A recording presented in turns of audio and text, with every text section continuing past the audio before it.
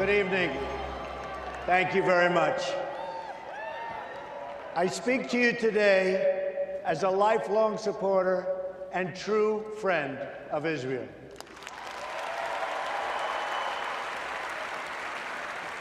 I'm a newcomer to politics, but not to backing the Jewish state. In 2001, weeks after the attacks on New York City and on Washington, and frankly, the attacks on all of us, attacks that they were perpetrated by the Islamic fundamentalists, Mayor Rudy Giuliani visited Israel to show solidarity with terror victims. I sent my plane because I backed the mission for Israel 100%.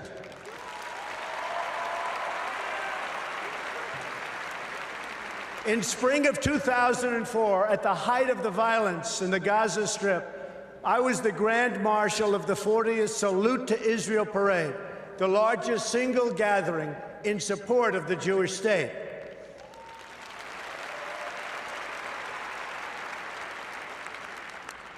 It was a very dangerous time for Israel and, frankly, for anyone supporting Israel. Many people turned down this honor. I did not. I took the risk, and I'm glad I did.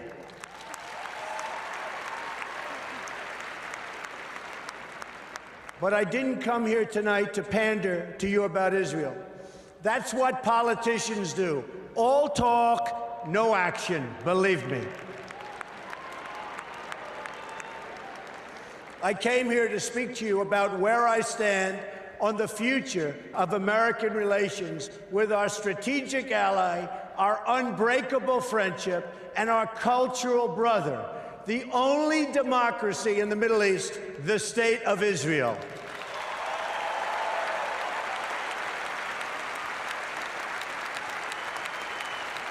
Thank you.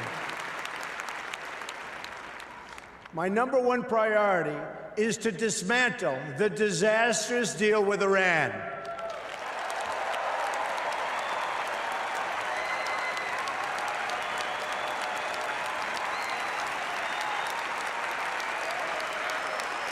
Thank you. Thank you. I have been in business a long time. I know deal making. And let me tell you, this deal is catastrophic for America, for Israel, and for the whole of the Middle East. The problem here is fundamental. We've rewarded the world's leading state sponsor of terror with $150 billion, and we received absolutely nothing in return.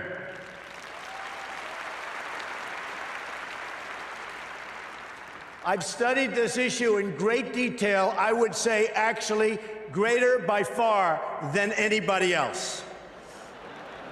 Believe me. Oh, believe me. And it's a bad deal. The biggest concern with the deal is not necessarily that Iran is going to violate it, because already, as you know, it has. The bigger problem is that they can keep the terms and still get the bomb by simply running out the clock. And of course, they'll keep the billions and billions of dollars that we so stupidly and foolishly gave them.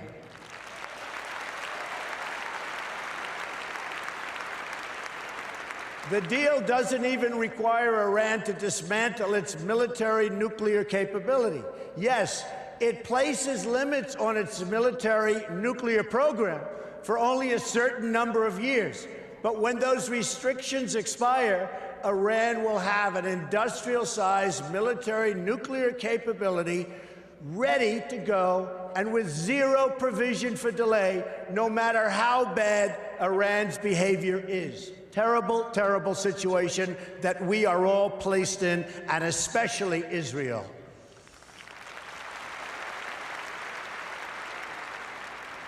When I'm president, I will adopt a strategy that focuses on three things when it comes to Iran. First, We will stand up to Iran's aggressive push to destabilize and dominate the region.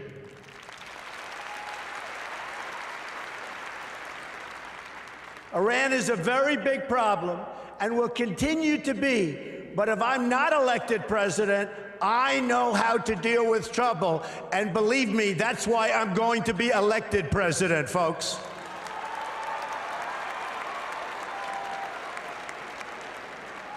And we are leading in every poll. Remember that, please. Iran is a problem in Iraq, a problem in Syria, a problem in Lebanon, a problem in Yemen, and will be a very, very major problem for Saudi Arabia. Literally every day, Iran provides more and better weapons to support their puppet states.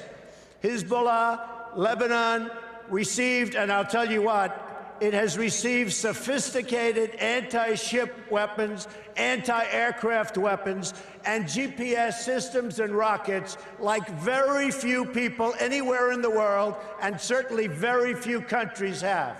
Now they're in Syria trying to establish another front against Israel from the Syrian side of the Golan Heights. In Gaza, Iran is supporting Hamas and Islamic Jihad.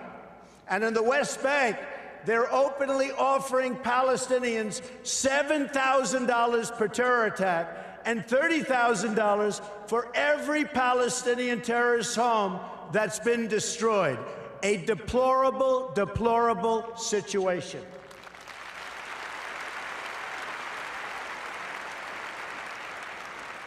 Iran is financing military forces throughout the Middle East, and it's absolutely incredible that we handed them over $150 billion to do even more toward the many horrible acts of terror.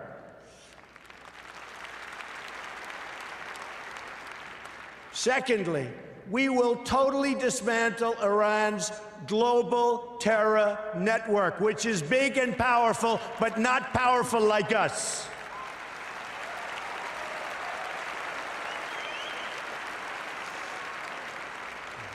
Iran has seeded terror groups all over the world.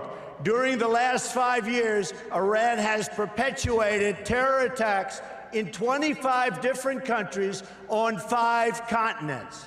They've got terror cells everywhere, including in the Western Hemisphere, very close to home. Iran is the biggest sponsor of terrorism around the world, and we will work to dismantle that reach. Believe me, believe me.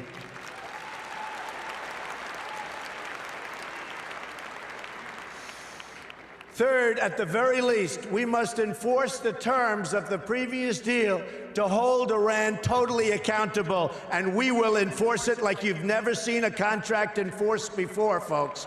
Believe me.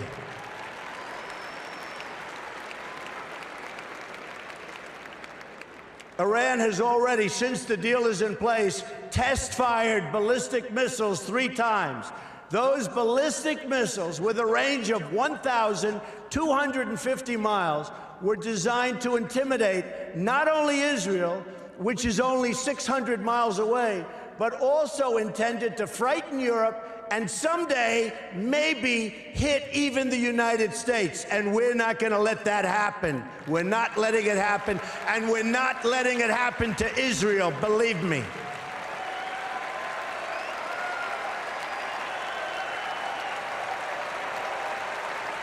Thank you. Thank you.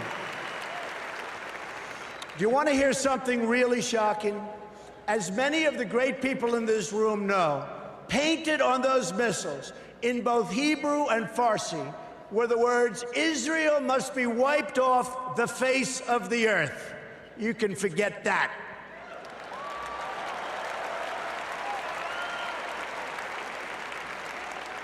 What kind of demented minds write that in Hebrew? And here's another. You talk about twisted. Here's another twisted part. Testing these missiles does not even violate the horrible deal that we've made. The deal is silent on test missiles. But those tests do violate the United Nations Security Council resolutions. The problem is no one has done anything about it. We will, I promise we will.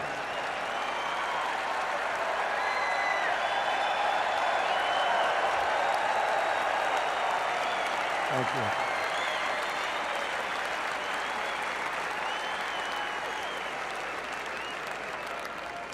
Which brings me to my next point, the utter weakness and incompetence of the United Nations.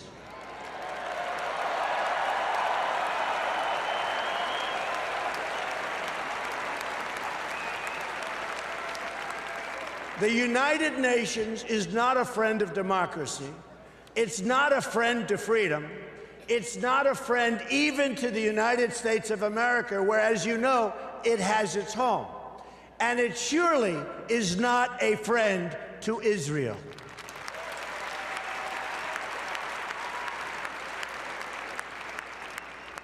With President Obama in his final year, yay.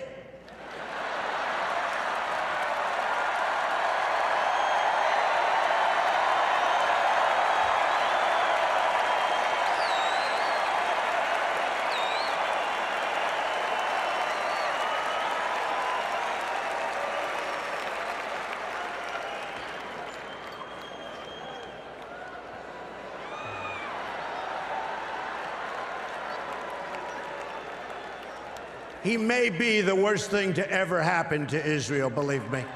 Believe me. And you know it better than anybody. So with the president in his final year, discussions have been swirling about an attempt to bring a Security Council resolution on terms of an eventual agreement between Israel and Palestine. Let me be clear. An agreement imposed by the United Nations would be a total and complete disaster.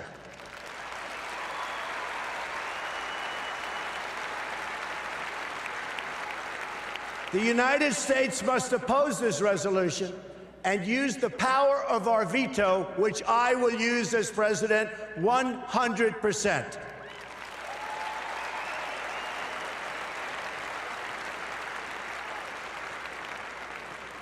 When people ask why, it's because that's not how you make a deal. Deals are made when parties come together. They come to a table and they negotiate. Each side must give up something. Its values. I mean, we have to do something where there's value in exchange for something that it requires.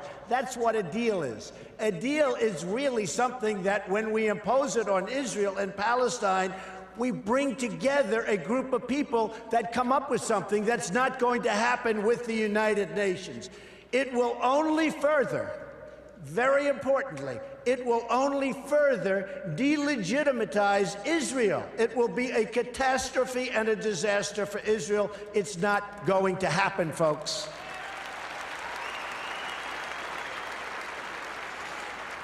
And further, it would reward Palestinian terrorism, because every day they're stabbing Israelis and even Americans. Just last week, American Taylor Allen Force, a West Point grad, phenomenal young person who served in Iraq and Afghanistan, was murdered in the street by a knife-wielding Palestinian.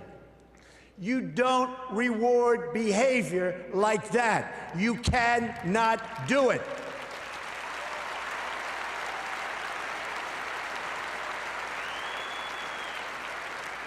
There's only one way you treat that kind of behavior. You have to confront it.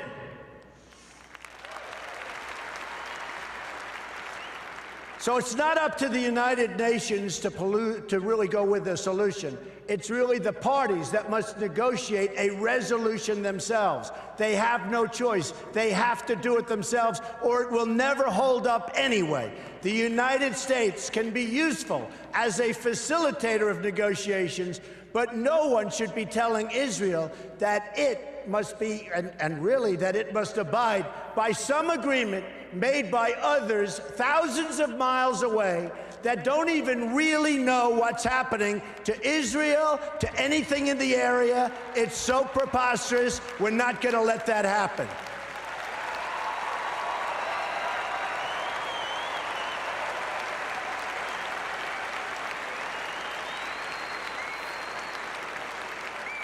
When I'm president, believe me, I will veto any attempt by the UN to impose its will on the Jewish state. It will be vetoed 100%. You see, I know about deal making. That's what I do. I wrote The Art of the Deal. One of the best-selling all-time, and I mean seriously, I'm saying one of because I'll be criticized if I say the, so I'm going to be very diplomatic. One of, I'll be criticized. I think it is number one, but why take a chance? One of the all-time best-selling books about deals and deal-making. To make a great deal, you need two willing participants. We know Israel is willing to deal. Israel has been trying. That's right. Israel has been trying to sit down at the negotiating table without preconditions for years. You had Camp David in 2000, where Prime Minister Barak made an incredible offer, maybe even too generous. Arafat rejected it. In 2008, Prime Minister Olmert made an equally generous offer. The Palestinian Authority rejected it also. Then John Kerry tried to come up with a framework, and Abbas didn't even respond, not even to the Secretary of State of the United States of America. They didn't even respond. When I become president, the days of treating Israel like a second-class citizen will end on day one.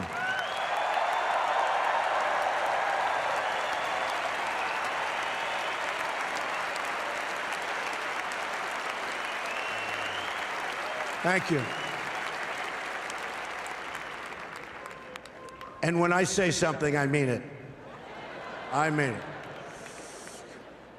I will meet with Prime Minister Netanyahu immediately.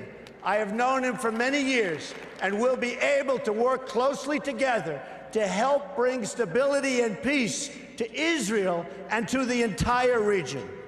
Meanwhile, every single day, you have rampant incitement and children being taught to hate Israel and to hate the Jews. It has to stop.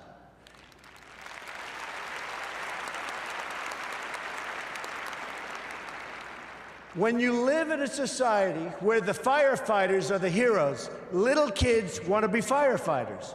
When you live in a society where athletes and movie stars are the heroes, little kids want to be athletes and movie stars. In Palestinian society, the heroes are those who murder Jews. We can't let this continue. We can't let this happen any longer.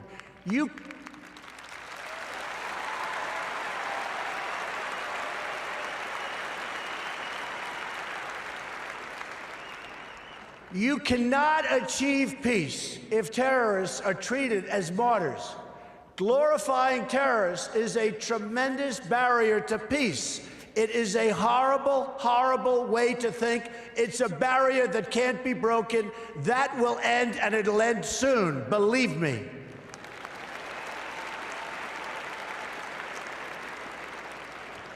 In Palestinian textbooks and mosques, you've got a culture of hatred that has been fermenting there for years, and if we want to achieve peace, they've got to go out and they've got to start this educational process. They have to end education of hatred. They have to end it, and now.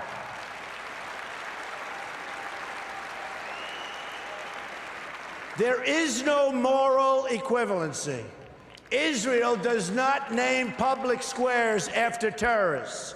Israel does not pay its children to stab random Palestinians. You see, what President Obama gets wrong about deal-making is that he constantly applies pressure to our friends and rewards our enemies.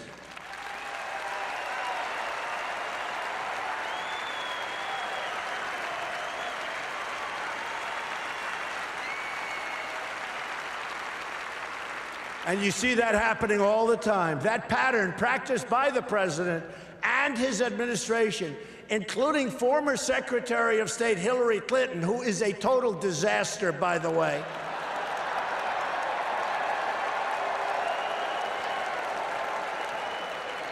She and President Obama have treated Israel very, very badly. But it's repeated itself over and over again and has done nothing to embolden those who hate America. We saw that with releasing the $150 billion to Iran in the hope that they would magically join the world community. It didn't happen. President Obama thinks that applying pressure to Israel will force the issue, but it's precisely the opposite that happens. Already, half of the population of Palestine has been taken over by the Palestinian ISIS and Hamas, and the other half refuses to confront the first half, so it's a very difficult situation that's never going to get solved unless you have great leadership right here in the United States. We'll get it solved one way or the other. We will get it solved.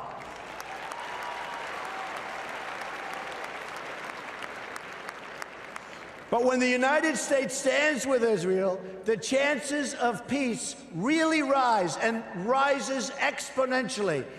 That's what will happen when Donald Trump is president of the United States.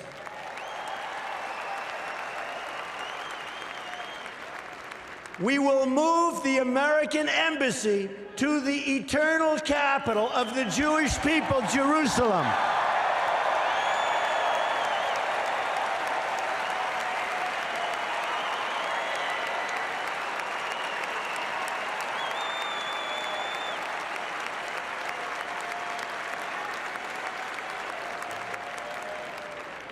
And we will send a clear signal that there is no daylight between America and our most reliable ally, the State of Israel.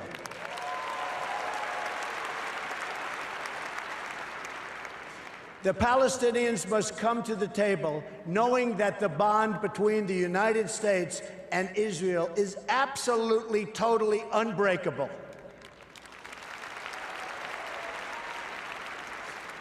They must come to the table willing and able to stop the terror being committed on a daily basis against Israel. They must do that. And they must come to the table willing to accept that Israel is a Jewish state and it will forever exist as a Jewish state.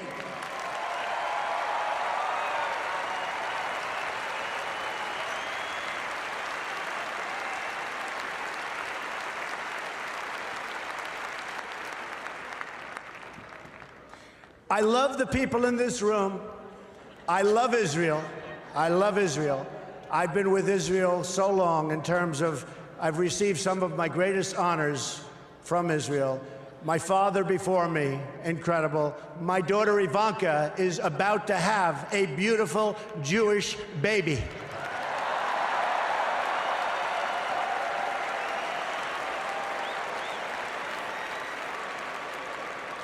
In fact, it could be happening right now, which would be very nice as far as I'm concerned.